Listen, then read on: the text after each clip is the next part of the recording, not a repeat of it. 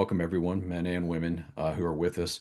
My name is Brian Mueller. I'm the convener for Awaken this year, and I live in Ohio. I'm part of Ohio Illumin, and so I know some of you. I don't know all of you. I'm here with Bob Bulanda, who's a member of our Awaken team, and Brody, the Illumin administrator. He's with us, helping us out with the Zoom this evening. I think I'm going to start out with a little story just to kind of break the ice here and calm myself down. I get a lot of adrenaline. I'm excited to see everybody. I'm really excited to be here. Um, this Lumen Watering Hole event is called Warrior Compassion, Unleashing the Healing Power of Men. And it's really kind of designed to help everyone get to know one of our Awaken contributors this year, Sean Harvey. And many of you know Awaken is our annual gathering for Illumin. It used to be known as Solarize. And today, as I was kind of thinking about and planning for the event, I was recalling Solarize 2020, which, that was the year of the pandemic. So that year we were virtual as opposed to getting together in person as we normally do. And one of the roles that I had during that Solarize is I was going to be a fire stoker, a council carrier throughout the weekend. And so we were meeting, I can't remember if it was 2 or 3 days on Zoom, but the event was in the fall as it typically is. And as many of you know, all of our events, our men's events, we're always encouraging men to go outside, spend some time in nature. And it was no different, even with the virtual event. So I think this was on Sunday, so it was kind of like the final day, but we were encouraged to go out in the afternoon, take a walk, do something outside. And because it was the fall and it's a good time to do this, I had a tree in a bucket and I was going to plant this tree in my yard. But keep in mind, again, I was supposed to come back later and carry counsel for a group of men. So I go out in the yard and I'm looking around for the best place to plant this tree. And I find a place where it's not going to interfere with the house or the power lines or anything like that. And I thought this is a great place.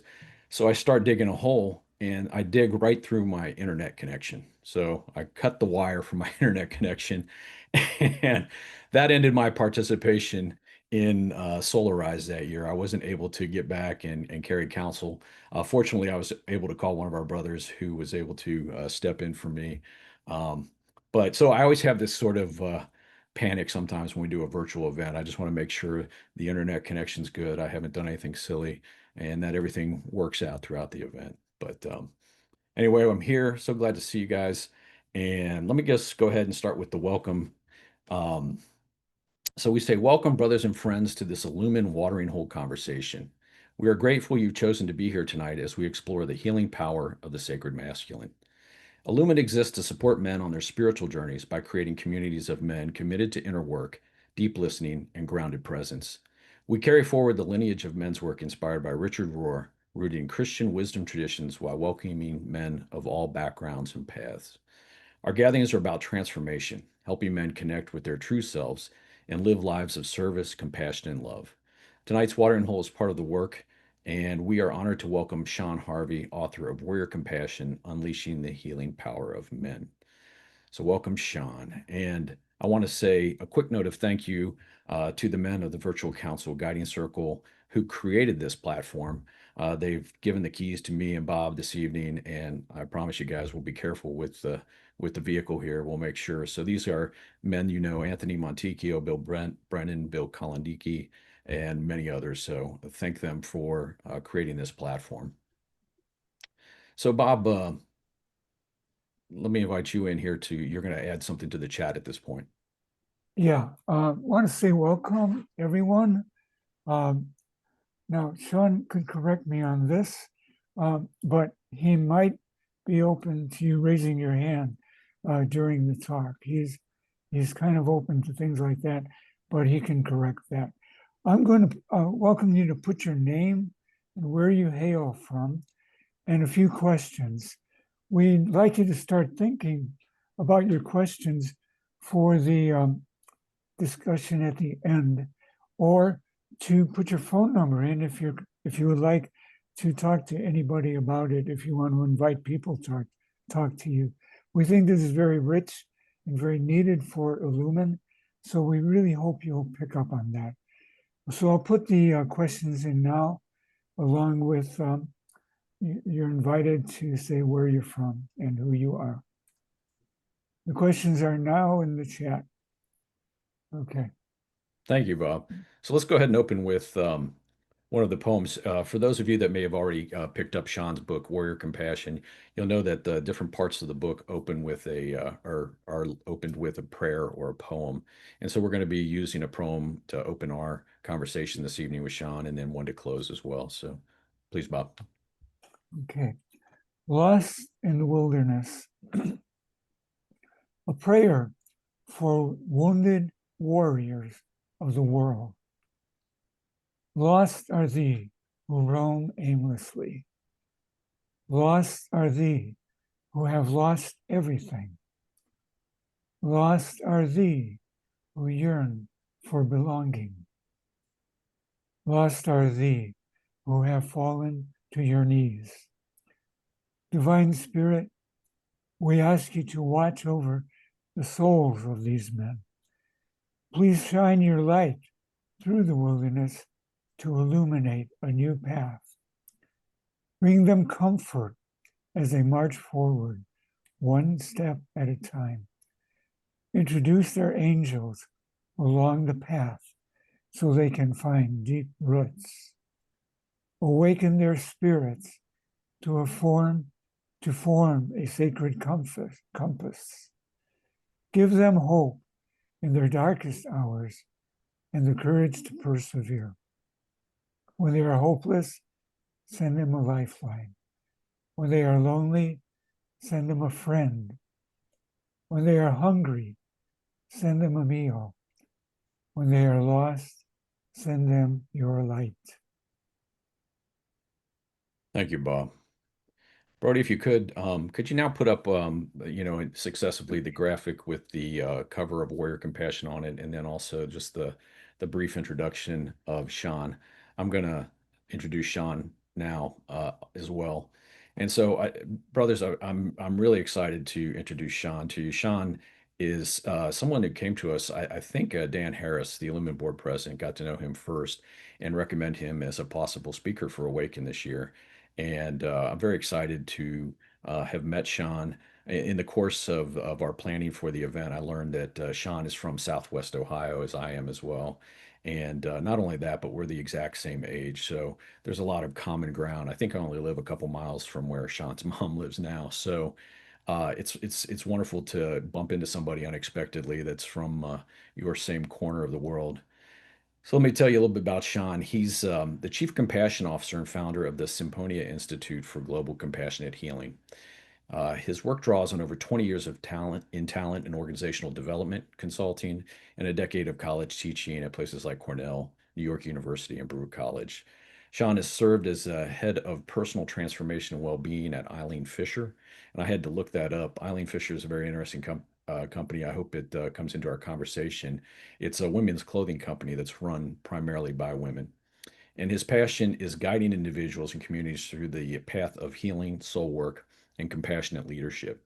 His book, Warrior Compassion, explores how men can reclaim their sacred masculine essence through compassion, presence, and purposeful service. Welcome, Sean. Let me say first, add anything else that I've left out in terms of your introduction.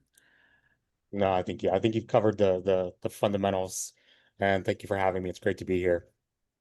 Yeah, it's so exciting to invite you into this work. And one of the great things about Illumin, I think a lot of the men come together around certain spiritual guides and teachers. Obviously, with Richard Rohr being one of the main ones, but through this work, we run into a lot of other wonderful men and women who are teachers and doing wonderful work in the world, and you're one of them. So I'm really glad that we've now bringing your voice into the Illumin community.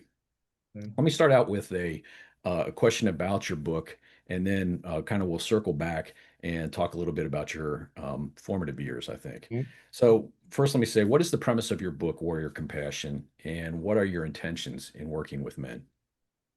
Yeah, I think first and foremost, it's a what I like to say it's a roadmap for men's soul healing as a catalyst for systems change.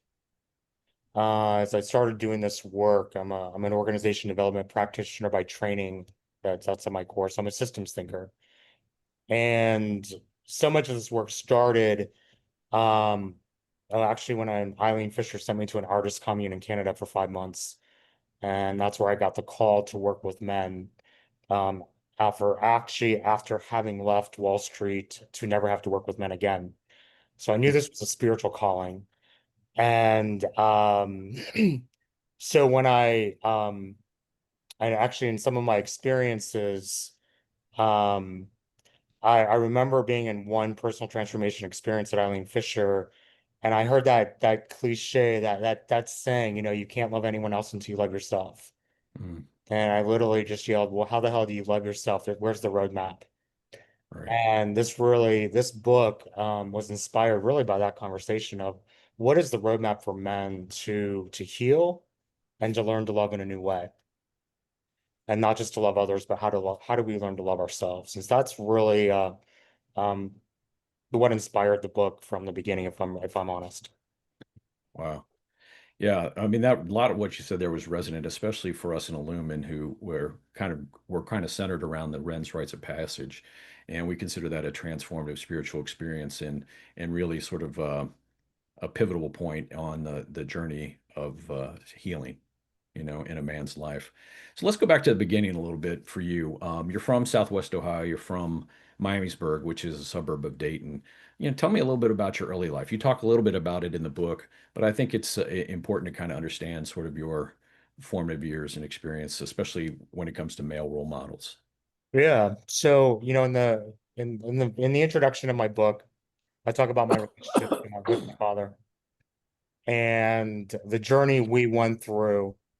Um, I my father's a truck driver, was a truck driver. He hauled steel, he hauled sailboats. He was a truck driver for 43 years.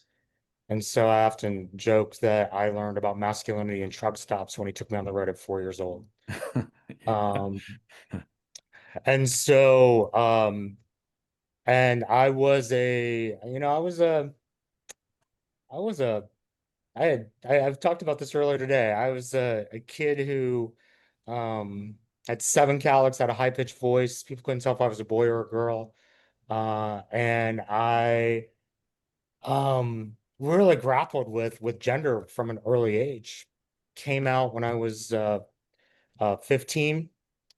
Actually started the first gay and lesbian youth group for the city of Dayton, Ohio when I was 16, back in 1988 when it was not cool. It still exists today, 30 something years later, now serving all of Southwest Ohio. Um, and so in those formative years, um, actually when I came out to my dad I came out to my mom at 15. And she's like, yeah, sometimes you have kids, sometimes they're gay, sometimes they're straight. Doesn't matter. I still love you anyway. Get out of my face. Mm. Literally the conversation. Yeah. And my dad, I told him at 27, he didn't talk to me for 13 years. Mm, And the intro of my book is talking about our reconciliation in the last year of his life. And right. I think one of the most poignant things of that is uh but when I saw him, when I found out that he was dying, um, and I went to see him, and he called me a few days after I saw him and said, son, I uh I I'm not judging you, but I don't condone your life choice and you're going to hell. And there was something in that experience where then he tried to get closer together, and I just wasn't taking his phone calls. And there was a Mm, certain point when I said, all right, Sean, you have a choice right now. You can either stay in resentment or you can lean into love. And so I leaned into love. And from that point, I started taking his calls. We started having conversations. Um, and I remember we had a conversation once, and I said specifically, we were talking politics, we were disagreeing on every front, and he was just talking shit. And I just said, huh, no one ever calls you out on your bullshit, do they? And he's like, no. I said, you need to know I'm your son, right? So whatever you do, I will do better because I'm a better version of you. You know how this works, right? And he laughed and he's like, and I moved from being I knew in that moment his gay son to his son, and he really saw me. and that opened our relationship. The weekend, so we were reconnected over a year. The weekend before he went into hospice, I drove out to Detroit to see him from New York. And um, there was a point, I actually got to spend 10 hours with him. And there's a point when I said, what advice would you give your son, your only son? Mhm. Said, and I say this in my book. He's like, son, don't get your powder wet. Powder. He's like, your gunpowder, son, your gunpowder. Don't let anybody just extinguish your flame. Mm. Uh, be proud of who you are and what you are, because I'm proud of the man you've become. Yeah. And in that, and all the work I do today, I still reference that experience as the choice between staying in resentment or moving into love and the power of love and how it can transform hearts. Thank you for sharing that. That is a very compelling part of your book, the story of your father. It's not a big part of your book. I don't want to suggest that, but I also say it's something that you touch on because it is such an important part of your journey, I think. And what I could always tell too when I read that was that I could tell you had found some healing. You had been able to do some work around that. Now, I want to let everybody know, since we are the same age, when you were 15, this was 1988, and it's not exactly, I know it's not 1948, but it wasn't exactly that a lot of people in my experience of high school at that time were coming out. And so Right. I see that as being a very courageous of you and, a little bit ahead of your time. And it strikes me as that might be a really significant milestone in your life. Maybe so, maybe not. But then you talked when you were 27 and you kind of got back in touch with your father. That would have been around the year 2000. Just trying to put these kind of in frames, in perspective of time and sort of milestones for you. What happened between that time? I mean, Let me actually clarify. It was sure. 27. I told him we didn't reconcile to 42. Oh, I'm sorry. That's right. You No, said he did. no, it's That's right. so That's right. You said he didn't talk to you for 13 years. yeah, Yeah. yeah. Yeah. So yeah, it was much later than that. But so what, being from Southwest Ohio, when I was growing up, I remember this sort of like, if you were going to go to college, the idea was to get the hell out of town, go somewhere else. And I'm sure it was no different for you in the Dayton metro area. It was like, okay, now you're ready to move on. Where did you go? Where did you go? What was the next stage in life? So I was in Spanish 4 in high school, Miamisburg High School, and we had to do a journal in Spanish. And so I came out to my Spanish teacher in Spanish. That was the first person I came out to. And her advice was get the hell out of Ohio. And you know, go to a place where you're going to be welcomed. I went to Chicago, Mhm. my undergrad at DePaul, my first master's at Loyola of Chicago. And I was, I would say I was an activist for the first few years. But I think, as talked about sort of the gender piece growing up, kind of came into my own in my teens and then went full hypermasculine in my 20s. Mm. And that didn't work out for me so well. And Is so, go ahead. No, is that what kind of led you towards Wall Street, that sort of thing? Uh, I I wanted that was like I think I had the the images of that would create freedom. So Mm. I'd always thought about Wall Street. I kind of just stumbled upon Wall Street in my 30s Right. and consulting on Wall Street. And but I was able to um really start doing probably the deeper healing work in my late 20s into early 30s. Right. And that was probably the first invitation into healing work actually through recovery. Because I made a lot of bad decisions in my 20s to, I think, course correct for my teens and my early childhood. You had another similarity we have. I went to public school, but then I went to Xavier University, so I had a Jesuit education. That was my first kind of experience of being in a private school system, But I mean, it was very helpful in terms of exposing me to different types of thinking, theologies, and philosophies, and things like that. And I think it somewhat provided a foundation that I was able to use as my spiritual life deepened in midlife. Did you find any of that through your work at DePaul and then Loyola? Were there spiritual teachers that came to you at those times, I guess, things like that? We had we had Catholic priests at DePaul that would meet us out at the gay bars, but that was about that was about it. Yeah. I, I mean, DePaul was the most progressive Catholic university of all Catholic universities, the first to enroll women, Hmm. and it was also the first to have a gay and lesbian student union. So I Okay. didn't know any of this, but when I got there, it was um, pretty progressive. So there was a lot of invitation into. I remember having a Catholic priest um, uh, say, "Just go be the rebel you're meant to be." Mm. So I was getting that education um, at Paul, and then I did my undergrad in industrial psychology and did a master's in organization development, and then a master's in counseling with a focus on existential psychotherapy. Wow. Well, I will say this, that, when you talk about Catholic education, mine was a very progressive, open experience as well. And so, it's always bewildered me when people come from a very, closed sort of religious education. I know that that's one aspect of it, but like you said, it was, the Jesuit education I got was very open, very progressive and helpful. So as you're maturing through life, obviously you left from the book. I gathered you left Wall Street somewhere around 2012 in that time frame when you went to work with Eileen Fisher. Is that correct? 2014, yeah. And that'd have been about the time you reconciled with your dad as well. So a lot was going Mm. on in your life at that time. What caused you to? I mean, was this kind of a midlife transition for you? And I'm leaving Wall Street. I'm going to make things right with my dad. I'm going to take a new job, new path. Yeah, they kind of. I'll go through the timeline a bit. So on my 40th birthday, I was tired of trying to create miracles in 2 hour increments.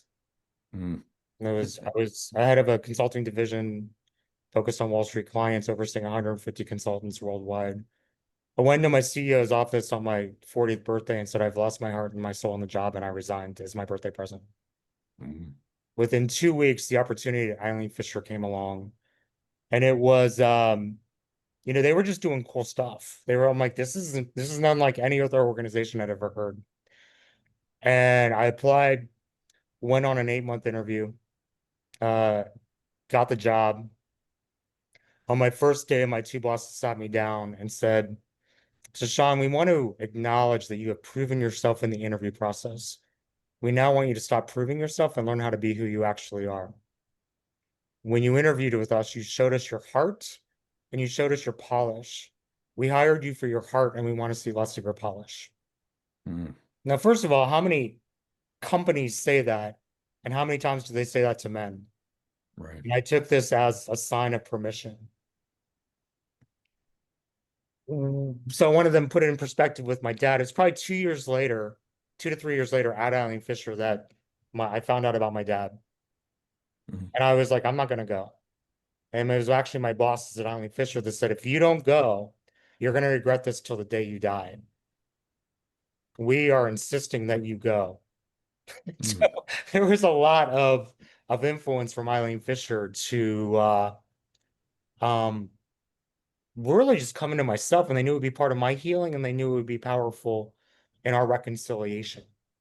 Right.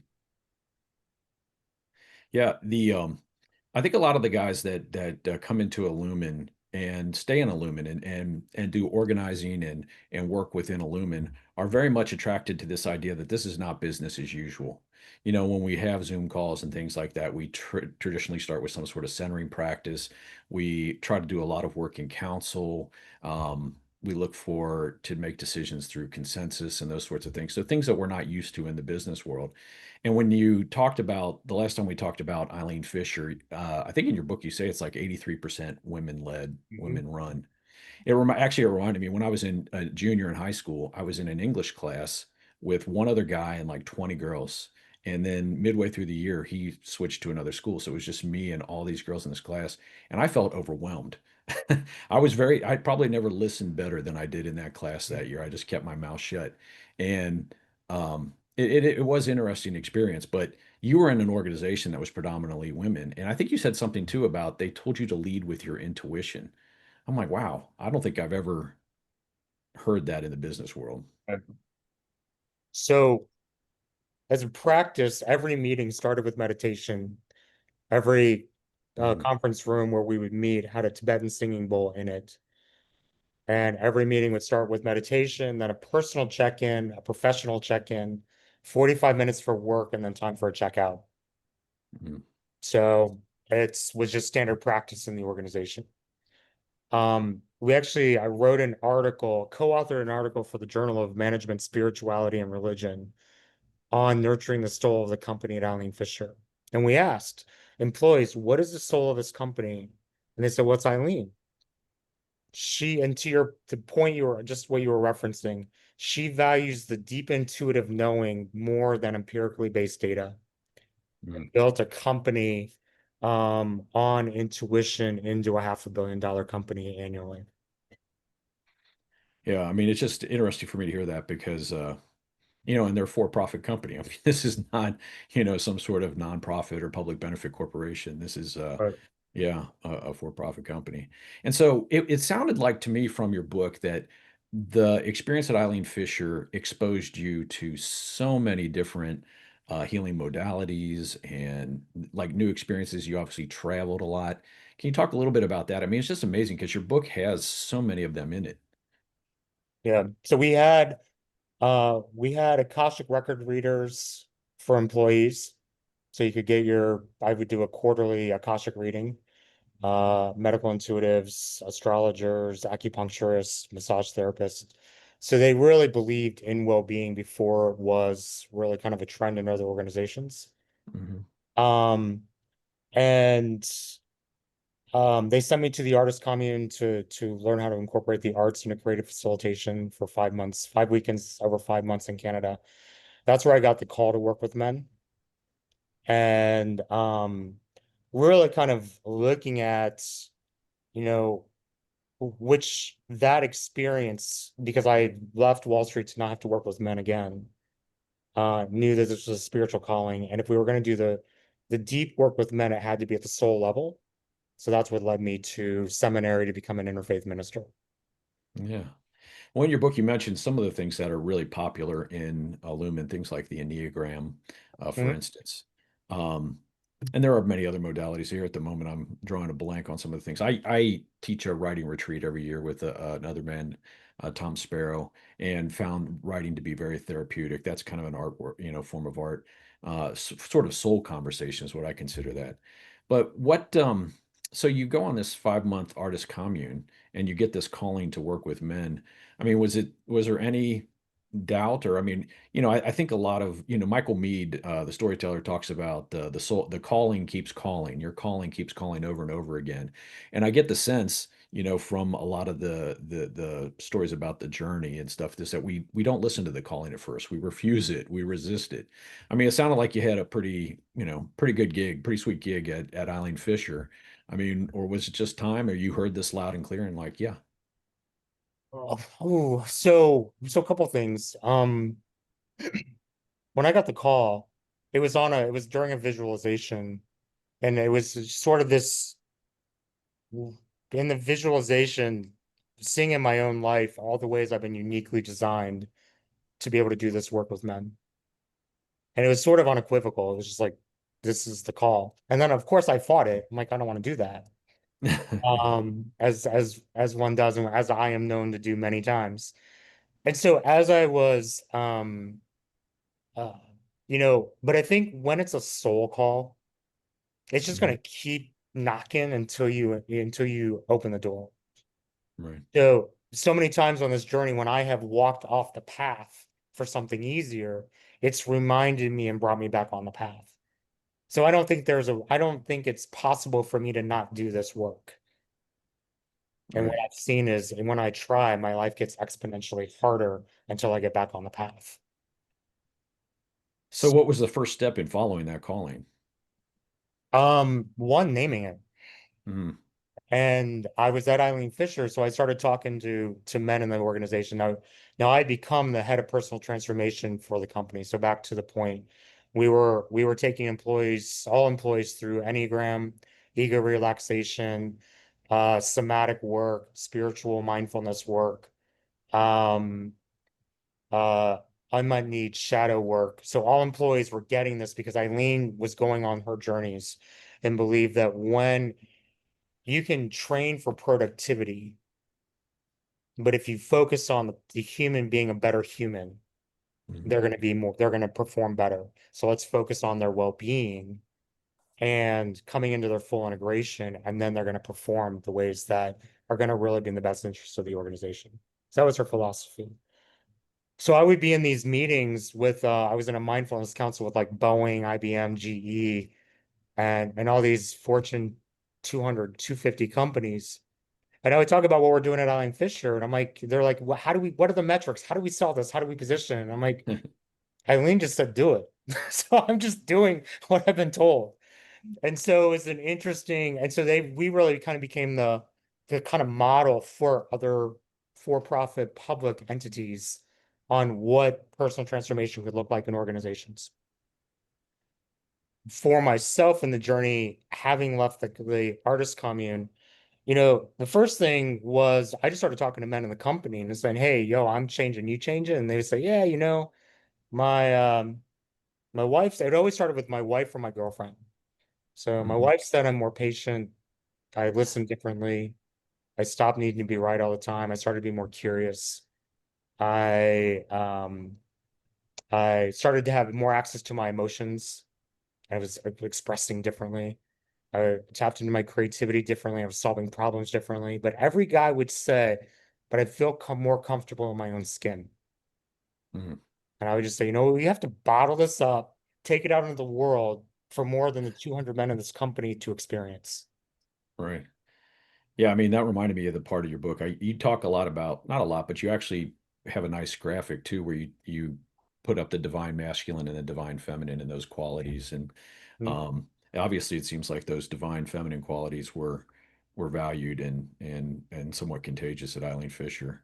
So you leave Eileen Fisher, but and you've got this calling to work with men. Where does that lead you? So I was at Eileen Fisher for 5 years. And then as Eileen was going to personal transformation for all women, that was really my indication that I needed to do this work with men and Mhm. go out on my own. I finished seminary, and 2 days after saying my vows, I received a video and I decided to move from Spanish Harlem, New York to West Asheville, North Carolina. And it was back in June 2020. A video was the chief of police of the Asheville Police Department. They had come in militarized, destroyed a medic tent at a Black Lives Matter protest, and this was a mea culpa. And in the video, he's saying the chief saying, uh, "I screwed up. We screwed up. We're reforming the department. If you want to be part of police reform efforts, reach out to me directly." And so the next morning, I reached out Mm, and I opened with, I'm moving from Spanish Harlem to West Asheville. My best friend in London will visit me in New York, but not in Asheville because he's afraid of being murdered by your police as a mixed race man. mm, As he sees that in America, all we're killing are black men by our police. That conversation led to a one-on-one with the chief of police, based on that email and my background. And he had two asks. Can I help him deepen the level of compassion among his officers? And can I create conversations between officers and community members to humanize each other for a new relationship going forward? I said yes. But they had lost 80 officers out of 260 in about 6 months, so they didn't have capacity for any training. mm, And somehow the universe brought a group of us together and we formed Project Compassion. And so a masculinity expert, a former FBI, former military, the former head of the FBI National Academy, uh, and yours truly as a spiritual guide, we created this thing called Project Compassion to deepen compassion among police departments. and as a national initiative. And that really, I think, sprung from, okay, I'm going to take what I learned at Eileen Fisher. And I then, after Asheville, got the call to move to DC on January 6th. And so I moved to DC 2 months after J6. And every opportunity was in the most hypermasculine systems on the planet, police, military, NFL, these sorts of things. And I was like, oh, okay, that's this I'm bringing what I learned at Eileen Fisher to these places. And then the work with police and military, I started meeting white nationalists and hate group extremists. And then I was like, oh, are these my guys? And I went to my spiritual guide, and I'm like, after my first interaction with an avowed white nationalist. And he's like, yep, those are your guys. You're here to bring love to the hate. So I don't want to do that. And next thing I know, I have this capacity now in the work to work with men who are right of center to extreme right, extremists, just came back from neo-Nazi de-radicalization training. And I'm now teaching at American University around men, masculinity, and extremism. You know, this is a good time to kind of highlight, one of the differences in the kind of work you do and the kind of work that we commonly find ourselves doing with Illumin. But I don't want to suggest that Illumin is a monolith, that everybody has the same beliefs or the same background, whether that be, religious background, no religious background, politics, whatever it is.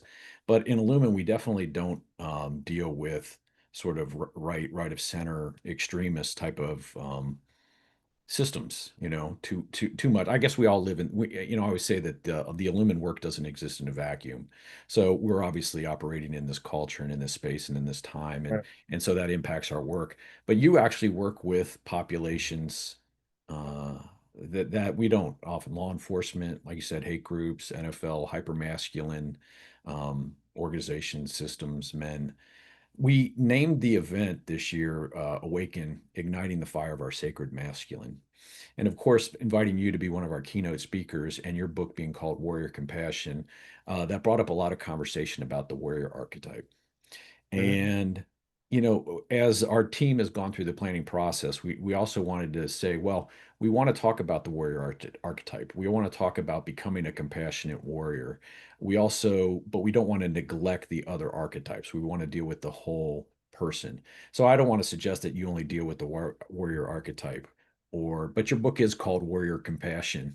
So maybe you could talk a little bit more about things that maybe not familiar to men in our community as much. Right. So so my TED Talk before I wrote the book was called Compassion Makes the Warrior. And when I was writing my book with Georgetown, I said, well, we're just going to name it Compassion Makes the Warrior. And they're like, no, we're not. I'm like, why Right. not? They're like, it's too many words. I'm like, it's 4 words. No, it's too many words. I said, okay, it could be the compassionate warrior.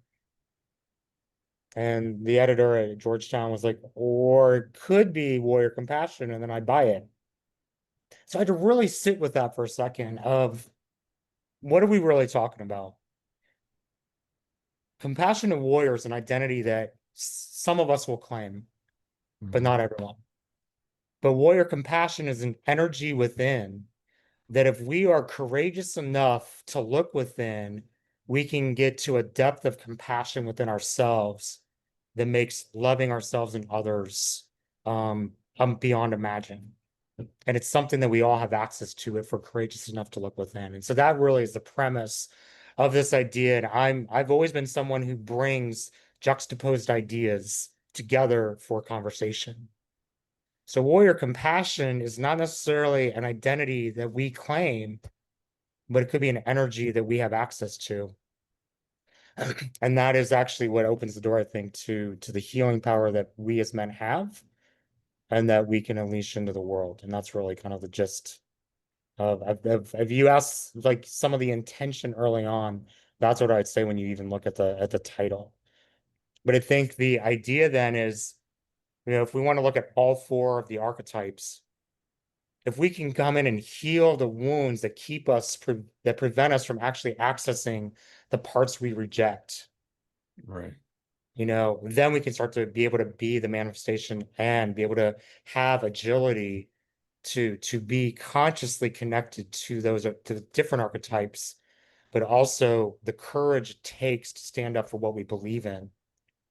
And so I think this is also an opportunity to reframe even how we think of what the warrior is, and whatever our preconceived ideas of it are, to be able to be in the exploration, the curiosity, and the conversation to say, what is it to actually be a warrior? And the fact that I work across the spectrum from the most progressive to the most conservative to the most extreme on both sides. Mhm. And I really look at two things. One, what is the nuance that we can communicate an invitation that is accessible to all men? And then flip side of it is what are men yearning for that they can't often articulate? Mhm. What are the deepest yearnings that men have that when given the right invitation and the permission, what becomes accessible to them when they start doing their inner work? That sounds exciting. I don't want to follow some of that into maybe the program at Awaken, but first let me invite you to you've dealt with me and some of the other men on the Awakens planning team and maybe some even other men that you've met in Illumin.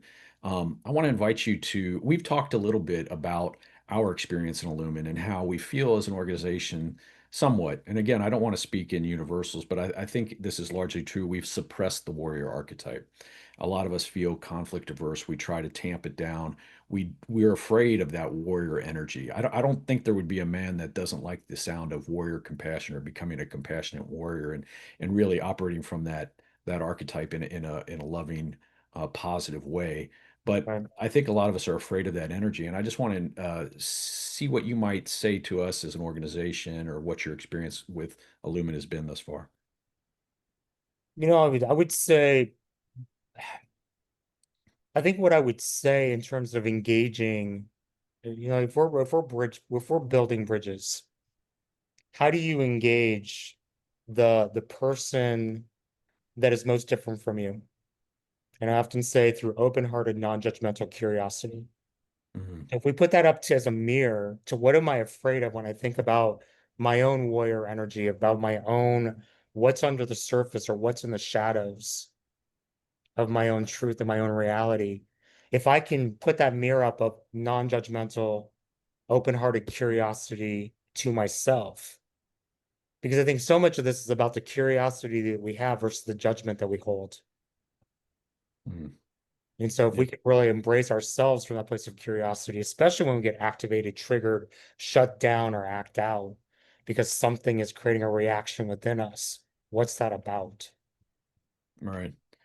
Yeah, I think I shared with you earlier this year that I felt like I suppressed the warrior energy within me, and that's part of my father wound. I felt like he had had that energy suppressed, and he was determined to suppress that somewhat in myself. And that I've always been curious about that warrior energy and those Mhm. that are, allow it to flow more freely. But personally, I haven't felt that so much. I mean, yeah. So. Let's talk a little bit about the Awaken program. Mhm. We're still working on it. When you do this kind of work, you can't help but, as being a part of the team member that's organizing Illumin, you can't help but do some work in processing as you're trying to put together the program. I say it's like driving a car while you're working on it. It's inevitable that this invites us into some deeper work. So it's been an interesting period of time in working with you and Gareth and the team to think about this program. But what kind of work will be your emphasis for us at Illumin? I know that you know that's still in progress, but what do you think will be part of that? I think there's kind of three ways I'm thinking about the warrior itself. The wounded warrior, the healing warrior, and the bridging warrior. The bridging warrior. So the wounded warrior is what are the ways that we might be coming in healed, unconscious, unaware, acting out, or acting in, or shutting down, or isolating. There's so many different ways we can talk about the ways men are in crisis, you know. And I think there's often a conversation of we have to fix men because there's something broken. versus if we stop thinking of men as broken and start thinking of men as, well, we're human, we're probably wounded. Have we been treating the wounds? And what's the invitation to heal? And part of the work that I've done, my ex-boyfriend was on the path to radicalization, so I got to learn and see firsthand in that relationship what it looks like for someone to be unconsciously on a path to radicalization with very extreme views. And I remember he read my book and he came out dumbfounded. And he's like, "How'd you know my story?" It's because you're a dude. I said, "There's a lot of things we share." And at the same time, what I noticed he started doing was hashtagging when he talked about the book, wounded, not broken, and how important it was to stop thinking of himself as broken and that wounded in a way he can heal, because it's very different when we think we have to fix what is broken versus Mm. heal what is wounded. And so I think talking about the wounding and then talking about the ways we can heal as the healing warrior. And then because so much of my work these days is on how do we build bridges across ideological and polarized divides? How do we bring, I think, as a warrior, as courageous beings, as men, one of the most important things we can do is find new ways to build bridges across with those who we disagree ideologically, with those who we disagree, where our core values and beliefs might be different. How can we still find slivers of connection so we're not othering each other to the point that we can't even talk to each other? Yeah, I really like the metaphor of building bridges because as I was talking to you, you said this is really, this was at an earlier conversation we had, and I'm paraphrasing a little bit, but the tension inside me is what needs to be torn down and what needs to be healed. And not saying that they're mutually exclusive, but when I think about a lot of the work that we do, part of me always thinks too that the systems need to be torn down in order for us to actually transcend and heal. But when was talking to you, I was thinking the message I was getting is that's not the process at all that you go through. It's about naming, identifying, changing, uh, healing and transforming, as opposed to just tearing things apart and starting over. Am I correct in saying that? Yeah, and as you're talking, I just keep thinking about when I think about, the will to do this work, it's, do I love men? Do you love men in this process and want them to heal to be better? Or do you think men are broken, need to be fixed, and you're here to persuade them into a new way of being? Mm, As opposed to, and so I often distinguish between, are we taking an outside-in approach where I'm telling you how to be a man, or am I inviting you into an inside-out approach where I'm guiding you in a process for you to discover your own truth? right. And which one is really the most loving act? And I think that's when we can really embody that love and seeing the potential and knowing that men are capable of healing, and then how do we show up for that from a place of courage and standing up for that? I think that's Right. part of what can be supportive for men across the board. Yeah, I like hearing that. The word fix is kind of a red flag for me. I come from, Al-Anon and the world of codependency. And whenever I feel like I'm trying to fix something, I wonder, it casts some doubt, like, why am I needing to fix this? And rather than trying to make it whole in a different context. Can I ask what do the organizations, the police departments, some of the right-wing groups and things like that, how do they recognize their brokenness and the ways that they need healing and to be made whole? I mean, what's the journey like? I mean, how do you have an organization like a police force, say, a police chief call you and say, what can we do to change? It surprises me a little. Well, I would probably call myself a covert spiritual operative in these spaces. And so I can talk corporate really well. Mm, Been doing it for 25 plus years. So I can really part of it look at what are the cultural levers that are often broken that they're trying right. to fix. And so I think one of the things that we and I teach men's coaches these days how to start translating personal transformation speak into corporate speak to be able to Mm, impact ROI. So it's like where in these organizations they may not get, okay, why do we need to help men heal?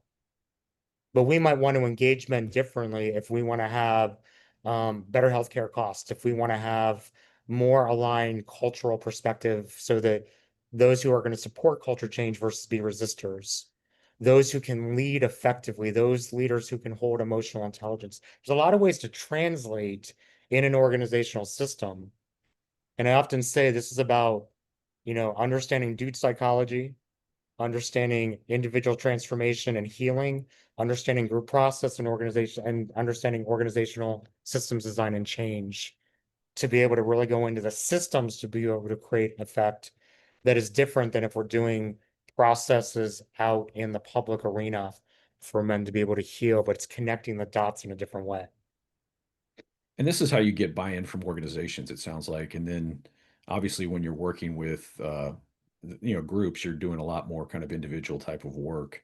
Yeah. Uh, yeah. So what are some of the things that we may end up engaging in terms of practices at Illumina? What kind of practices do you find, or excuse me, at Awaken, but what kind of practices do you find, um, activities, things like that, that help with this process of healing?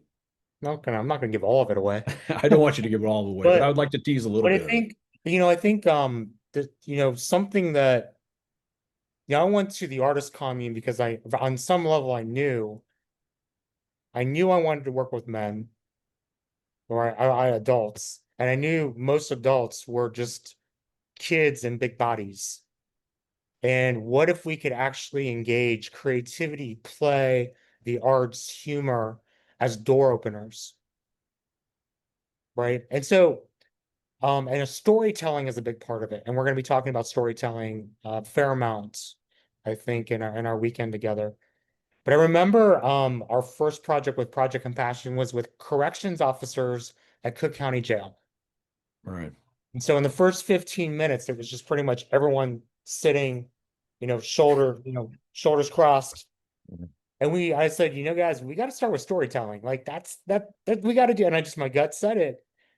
And we started with storytelling. And within 15 minutes, you had every corrections officer relaxed, engaged, listening and sharing stories with each other. Hmm. And so I think that the arts and creativity and play are gateways into the inner life in ways that are often unconscious to us as men. So one of the things that we really want to focus on, I think, over the weekend is the ways we bring creativity, play, storytelling into the mix. So we're revealing parts of ourselves in ways that our logical minds won't even let us. Absolutely. And I would emphasize too that, we're going to have counsel, lots of time in counsel for men to kind of do some of that work, not all of that work exclusively in counsel, but and get to know other men on a deeper level. Bob, you have your hand up. You want to add something? Unmute yourself first. As we were preparing, I was invited to chime in with the question if I had one. And Sean had talked about early in his work, he was at an event where they were asked to deal with how do you love yourself as a man, I think. And he said that during our earlier conversation, how the hell do you do that? And I was curious as to where he went with that because I didn't get the answer. I didn't really hear the answer. And what does this mean to you in this work? How did it form you in this work? Right. So, we were talking about the intention of the book. And so the book was really a roadmap to help men learn to love in a new way. And so it's really 14 chapters of really how to take in these practices of how to love. I think, you know, what I would say is I introduce the preparation for healing, which is we create community safe enough among men to ugly cry in front of each other and be held. Mm. That we see the world with childlike wonder and rediscover play and embrace play and creativity to break down our stoicism. We surrender into the unknown, and often I do that through whitewater rafting and play with the water. To be able to learn to let go of the need to control. And then to listen, to be able to get quiet and listen to the voice within, and to be able to start operating from the sacred compass. So that's like the preparation. And then what I introduced in the book are a whole series of ways that we men, and it was basically from my journey, and I interviewed 50 guys who lead men's work around their journeys to say, what are the kernels in a roadmap that could be helpful for men? And what are the places where we can be wounded that we can have the opportunity to heal? And so the book is really, the love comes from healing different parts we've either rejected, the relationships that are wounded, that need healing, that need bridging, and being able to find, the compassion for ourselves to embrace the good, the bad, and the ugly, especially where we have our deep-seated fears, our shame, and our anger. Thank you. Thank you. Yeah. Thank you. I do. In a couple minutes here, we're gonna open it up so that participants can ask questions. And Bill, you'll be first. But before I do that, I do want to. There's one more kind of thing I want to address about Awaken. So we began our planning process in March of this year, and of course, at the beginning of this year, we had, as a country, we had just been through a difficult election season. A new administration had come in. They were making rapid changes in the government in a lot of ways that were impacting people. Of course, we're living in a time too of some economic uncertainty, inflation. There's cryptocurrencies. There's artificial intelligence. People are feeling a lot of different pressures and stresses in their life. And from a very early part of the planning process, that was weighing heavily on me and maybe some of other team members as well. And even early in the year, there was some uncertainty as what's it going to be like when we get to November, when we actually hold this event. And as the year moves on, you go, okay, well, we're going to get there one way or another. But that all is kind of the background. That's what men are going to be arriving at Shrinemont, dealing with in their lives, to various extents, and they'll feel it different ways based on who they are. How do you think we can, at Awaken, that we can acknowledge that and incorporate that somewhat into our journey there? Does that make sense? Mhm. From what I've seen in terms of some of the plans, there's an opportunity to be able to look at what is real. What are men walking in with? What are the concerns? Um, and where are the places for elation? So I think there's going to be a realistic view into where men are coming from and what's real in our landscape, in our ecosystem, and our realities, not just politically.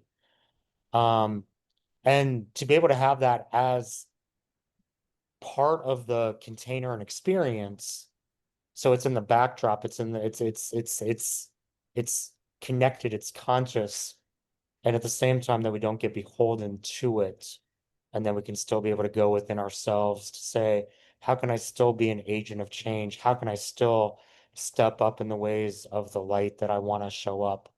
How can I be a compassionate, loving, good human being in light of Yeah. this? So I'm not getting lost by it or sucked into it in a way that's dragging me down.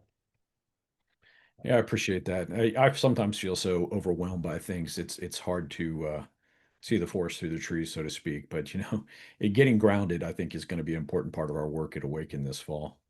So, Sean, thank you very much for this conversation. I do want to invite some more voices in now, and so we're going to try to do that through either the participant windows, if guys want to raise their hand and then ask their question on camera, or if they want to add their question to the chat, we'll try to bring that to Sean as well. And so, Bill, you were the first to raise your hand, please.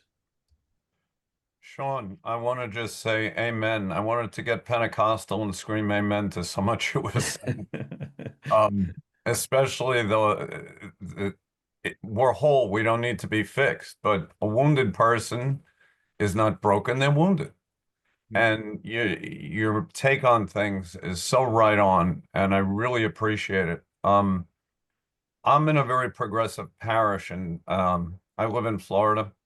You would be very comfortable there, regardless of your spirituality. And I say that because our motto is all are welcome.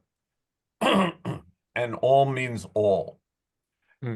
And I started a group called How Do You Feel About the Last Election? And my wife and I were facilitating, and Pope Francis did a synod, which I knew nothing about. And out of that synod came this group process. And it's very much like council. We had a, except for we had a talking stick, which you can't use online. I used a hammer, you know. If I had a hammer, it was a toy one. If I had a hammer, you know, Peter, Paul, and Mary. So it was a really good group. We got some really good people, and we had people from both sides of the aisle, and it just petered out. I never in my life had an experience where people just stopped showing up. Yeah. Maybe they were overwhelmed. Maybe they were tired of looking at the issues. I don't know. But you know, it's an environment that was really prime to have a group like this.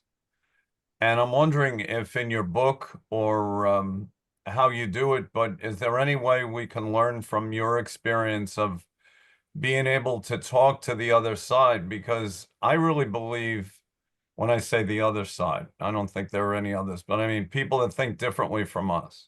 I really believe the right wing, many of them have good intentions. They just don't realize the foxes in the hen house. And my job there was, though, not to change minds, just to get people to listen to each other. And I'm wondering if you share things in your book or how you train people to get that process facilitated. You know, my book came out probably before we were in the state we're in right now. So I touch on bridge building a bit. You Yeah, know, that's what I call the group, Bridges in Prayer.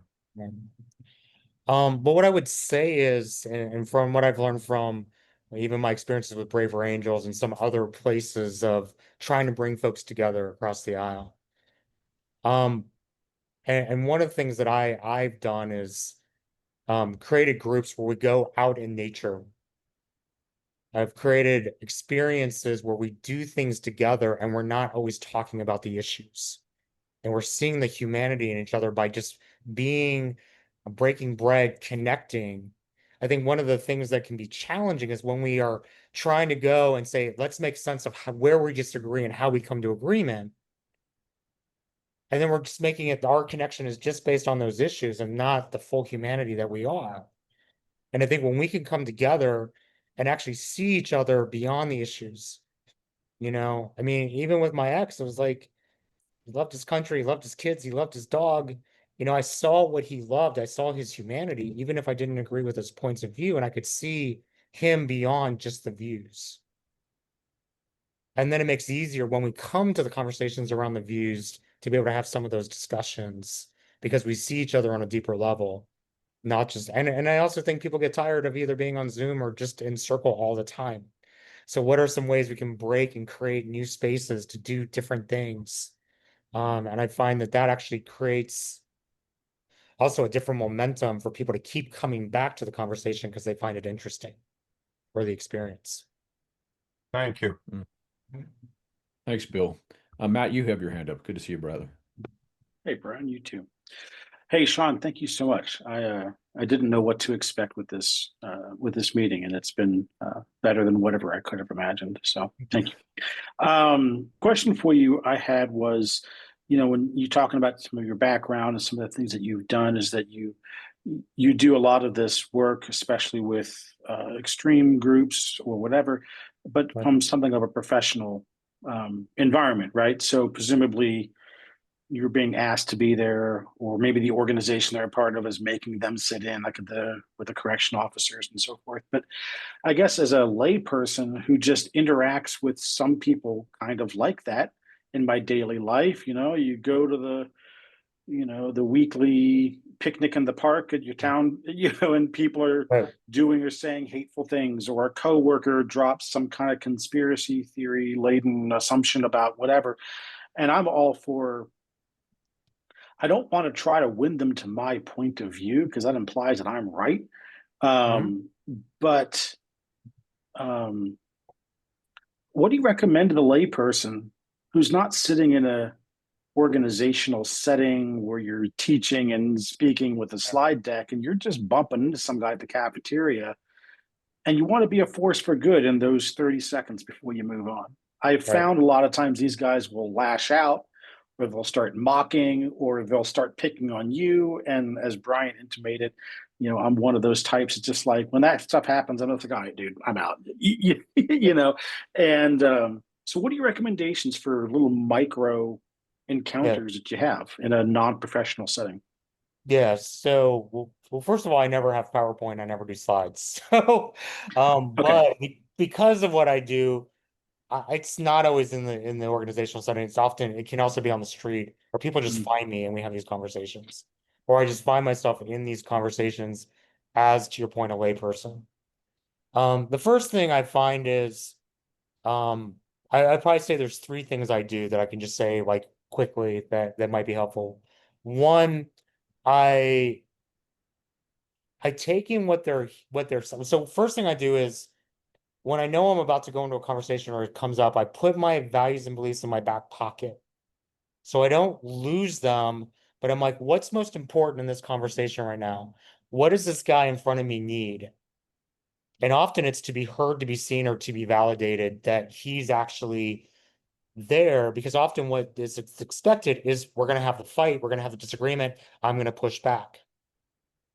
Second, so I don't often give that, I often can hold what they're saying without flinching and without reacting. So that's the first thing. And so it's like, and I'm not losing my values and beliefs, but I'm just not leading with it right out of the gate. So I can really hear what they're saying and get curious about what they're saying.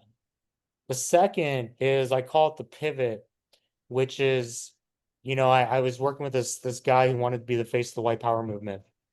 And there's a point where I just let him, and this wasn't at work. This was like in just a conversation. I was like, all right, I can hold your hate, man. Just tell me what you hate. And he just laid it on, but I can hold it. So I'm not saying anybody else needs to do this. But once I heard it and I was like, okay, I've had enough. Like it's enough. I said, all right, man, I got one question for you. What's in your heart right now? Where's the love? Where's the fear? Where's the hate? And he said, I don't have any hate. I said, okay, let's go back over the last 25 minutes. Oh, yeah, I might have some hate. Okay, let's just focus on that. What's that about? Where did that come from? Let's unpack that together. And he went there.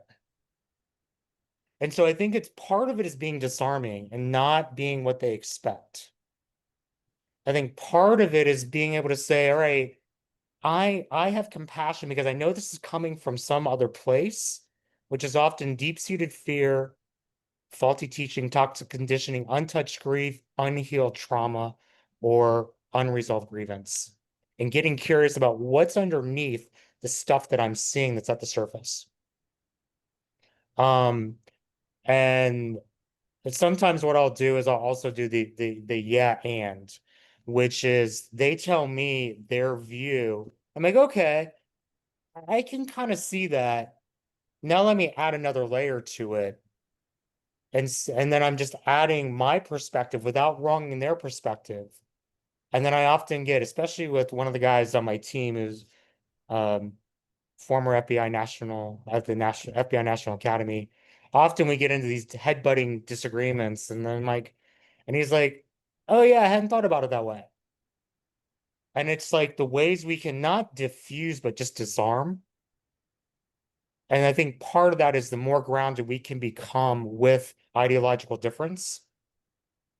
And then I don't have to prove you wrong. I don't have to persuade you. And I don't always have to go against the argument, but I can actually be there and just show up one human to another. And, what are you saying? And then there's a certain point where you don't necessarily lose you don't necessarily lose your point of view or your values, but you've softened it enough that then you can start bringing it in without it becoming a fight, if that's helpful. Yeah. Thank you so much.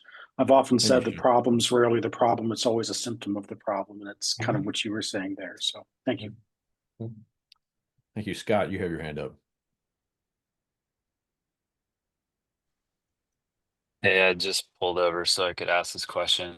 Sorry, I'm driving. Um, Hey, I also grew up in a house where my warrior masculine energy was like really shut down and repressed. And it got pushed in the shadows. And I now live in this hyper progressive, overeducated bubble of Boston. And it's like this sense in which like keeping the warrior masculine energy repressed is what culture wants from me anyway. And so it's comfortable. I'm like, Mhm. yeah, I can keep that in the shadows. Mm. That's fine. I'm used to that. Um, and now I've got a son who's almost 4, Mhm. and he has got all this masculine energy coming out. He's got physicality. He wants to like fight and be rough, um and I find myself shutting that down. Some of my own woundedness and some of like, hey man, where we live, the schools you're going to, that's not going to play well, right? Mm. Um so I'm just curious. I'm curious what experience you have, if you can offer anything in that dynamic of like embracing our own warrior energy as we're nurturing it in another person. Like sort of that like being transformed as you, it's like the reparenting yourself paradigm that I find myself in. I'm just curious if that's something that you've come across and if you have any wisdom for that. Yeah, it's I think one of the things we're going to be focused on is our fear of the warrior and also our shoulds. What have we been shoulding on our warrior of that can be suppressing it versus to actually be in relationship with it? And I think the more we can bring it out of our own shadow and out of the shadows and be in relationship with it, then you have a different perspective when you're with your son around this is an energy you have. What are you going to do with it? How are you going to use it? Versus is the answer to suppress it? And to also distinguish what's real for me versus what is the should that I bought into that I believe this is how I'm supposed to behave versus what's real for me. And so I think if there's a should in the equation, that's a place to get curious. I think the relationship with the warrior is an opportunity that we're going to spend time with in November. And also to look at what are the ways I might be compressing it, suppressing it, rejecting it, fearing it. And like just get curious about even what that equation might look like if you didn't have those pieces in the equation.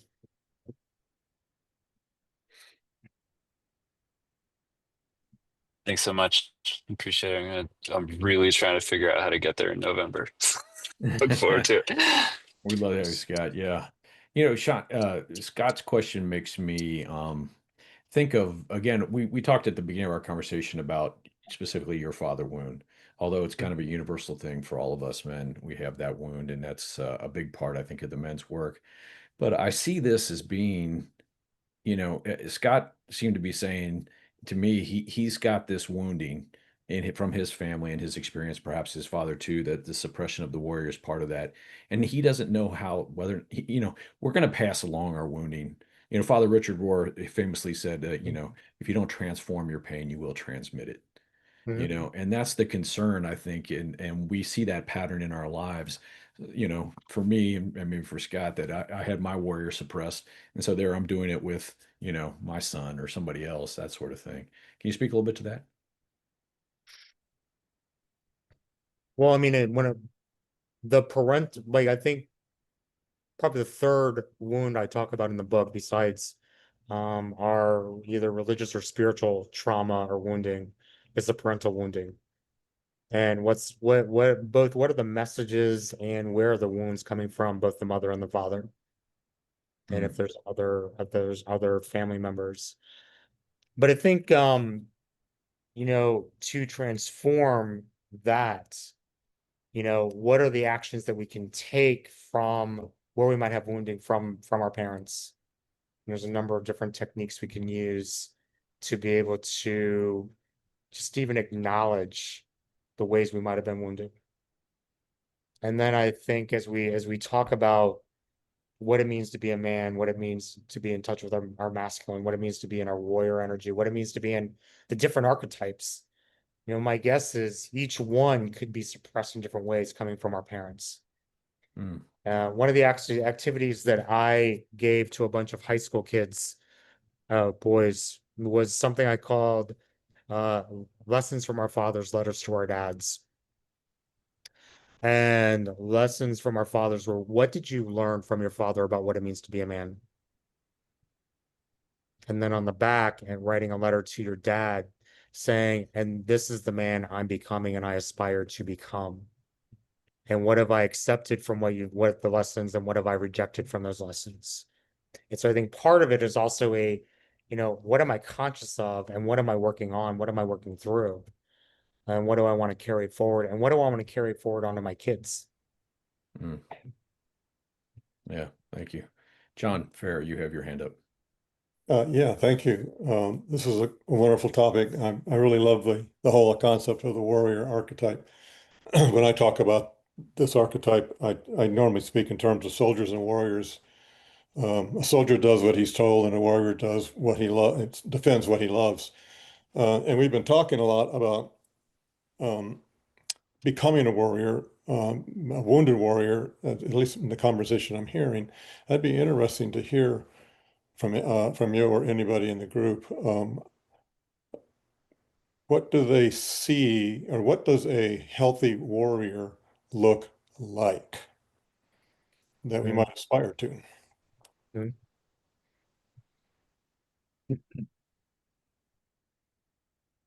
This is where it gets tricky for me, because I am sometimes hesitant to say this is what it looks like on the other side, because it's individual for each person. And it's also, who am I to say what that looks like? So I want to have that caveat in the mix. But what I would say is, when someone who is healthy, who is healing, one has gone through the work to even look at their wounds, to own their strengths, to have confidence in who they are without shrinking, to understand their reactions so they can move from knee-jerk reaction to thoughtful response. And that they have the ability to feel, the ability to love, and the ability to express compassion for themselves and others.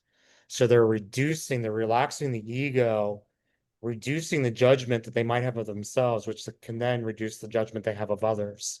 So they can be more accepting and offer more grace to themselves and others being human. And what I often say is,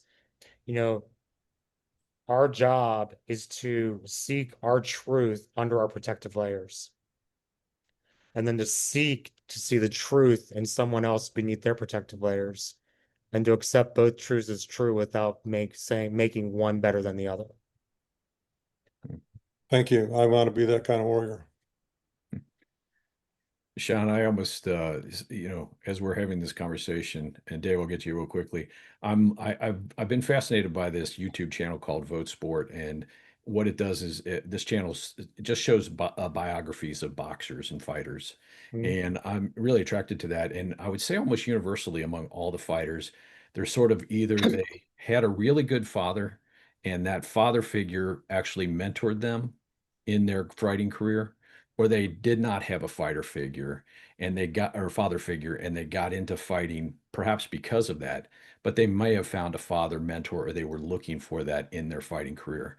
And of course all these boxers mainly are well-known boxers, so they find that father figure. So what I guess is really coming forth for me is that for us to be a compassionate warrior and to really embrace that part of ourselves, we need to be mentored into that. It really requires another man, I would say, to help mentor us in becoming a compassionate warrior. Maybe that's not the only way. Maybe it can happen with a woman as well. But I feel like that's such a key piece is to have that mentor. You know, if for those of you that read my book, you'll know that I'm also a bunny dad. So I raise bunny rabbits.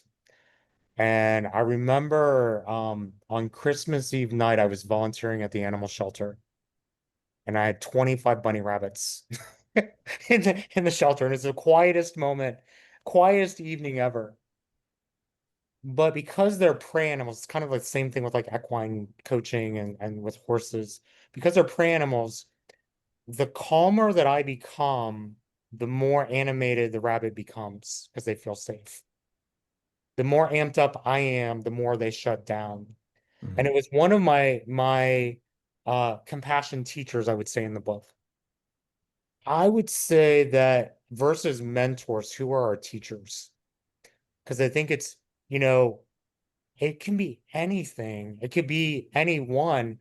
And it could be sometimes the hardest person we get along with could be our greatest compassion teacher when we break through the stuff that we have that might be our stuff projected onto them or their stuff projected onto us. And so I would probably reframe it from the mentors to the teachers. And who are the ones that can teach us how to be more compassionate, how to be more loving, and how to work through. I often say this with compassion. How do I bring compassion to every interaction, and every moment of the day? That's impossible. I mean, that's some tough stuff. The second is how do I bring compassion to my greatest adversary? Mhm. And the third, how do I bring compassion to myself? Mhm. Thank you. Hmm? Dave, you have a question? Yes, thank you, Sean. I resonate a lot with almost everything that you've had to say, especially about embracing our wounds, pursuing healing, bridging. But I struggle with the image of the warrior as a model for healthy manhood. Hmm? And I'm raising this because I know that other men, certainly not all men, but other men um, also have the same sort of response to that image. And so the question, a couple questions. One is, does being a healthy man mean being a warrior? Um, what would be your message to a pacifist? I grew up in a pacifist home. I'm a pacifist. I've never thought of the warrior as a healthy model of manhood. And this isn't just about the word, it's about the metaphor. Hmm? And so I'm just wondering what what do you have to say to men who like your message, and yet this image that seems antithetical to what some of us think of when we think of healthy manhood keeps reappearing. Hmm? It's a difficult question, maybe, but I think it's an important one No, for some of us. I think it's one of the most important questions because I think it's the one that's rattling for many men. Mm, I mean, I mean, this book came out in 2023. I've been given this question many a time. So mhm, I appreciate you asking it and giving voice to it. mhm, You know, I think I think it's complicated.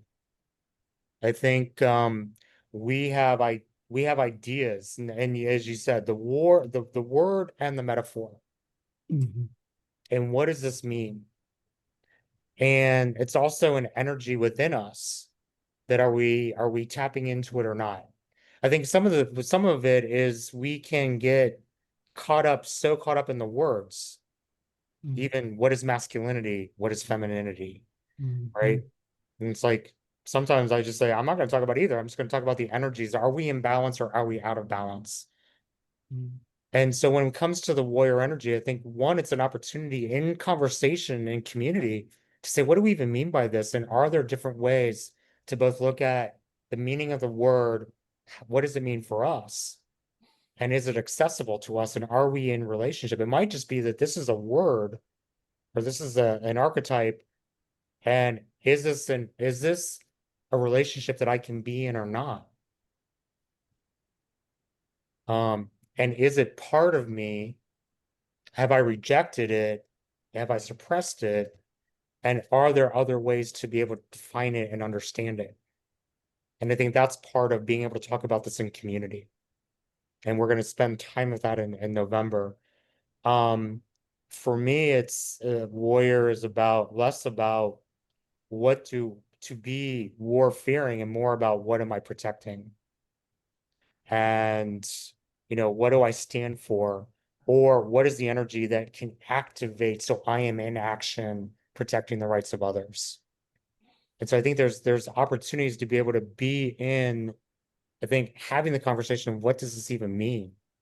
How am I internalizing it? How am I in relationship to it? And that it's not a fait accompli conversation where we may not come out with the answer. Maybe something that is a journey or a process to keep grappling with.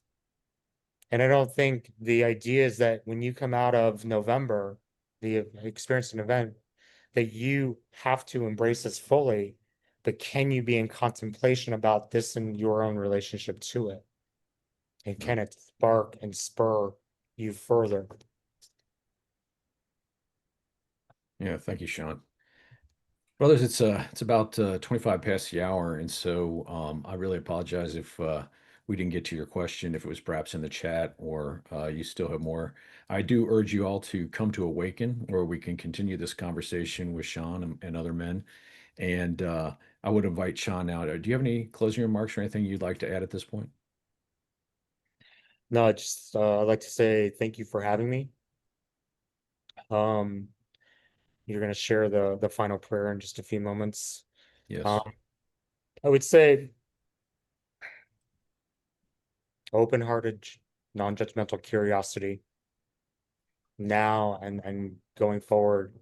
And be curious in the conversations if you come to Awaken. That sometimes it's the curiosity, not the answers, and the questions are more important than coming in with the answer. Mm-hmm. Thank you, brother. Amen. Brody, can we put up the first I want to emphasize that Sean will be keynoting along with Gareth Higgins, and we may be doing an event where Mike Clausen speaks to Gareth Higgins beforehand, so you can meet him as well. But if you could put up the tile that has our special invitation to Awaken, and Bob, if you want to start with the closing, the final words, and then I'll read the poem here as we round out the evening. Yeah. We want to thank Sean for sharing his heart and wisdom with us tonight. We invite you to join us at Awaken 2025, igniting the fire of our sacred masculine, November 6th to 9th at Shrinemont in Orkney Springs, Virginia. Sean will be with us again as a featured speaker with storyteller Gareth Higgins. As a gift, we're offering a coupon, Watering Hole, for $50 off for Awaken 2025 registration. You can register at Illumin Awaken and use the code shared in the chat. Thank you so much, Bob, and thank you too, Brody, for your help this evening. And brothers, I'm just going to share with you another poem and prayer from Sean's book. It's called A Man's Prayer for Love and Connection, a prayer to Aphrodite on behalf of all men. Goddess of love, passion, and grace, what can you teach men about love? What becomes possible when we can access your full feminine expression of love, desire, and connection? Share with men your wisdom and guidance to access the full transforming power of love. Let the light of your love shine on each man so that he can feel your healing and transforming power. Break down the walls that inhibit our hearts from expressing freely and connecting deeply. Remove the shame and guilt of sexuality and the fear of love and intimacy that inhibits us as men. Show us how love becomes the life force for our full emotional and creative expression. Help us untether love, sex, and intimacy in healthy, fulfilling ways that make us whole. Bring us to a place of open-heartedness, compassion, and deeper connection in our full expression of love and in all of our relationships. Let the full expression of men's access to love bring light and healing to all women, and the relationships between men and women be forever healed. Create new possibilities in healing the world when love is the life force illuminating men and women as they live into their full expression and embrace the transforming power of love. Thank you, brothers, for your presence, your questions, and your willingness to walk this path of warrior compassion together. Thank you.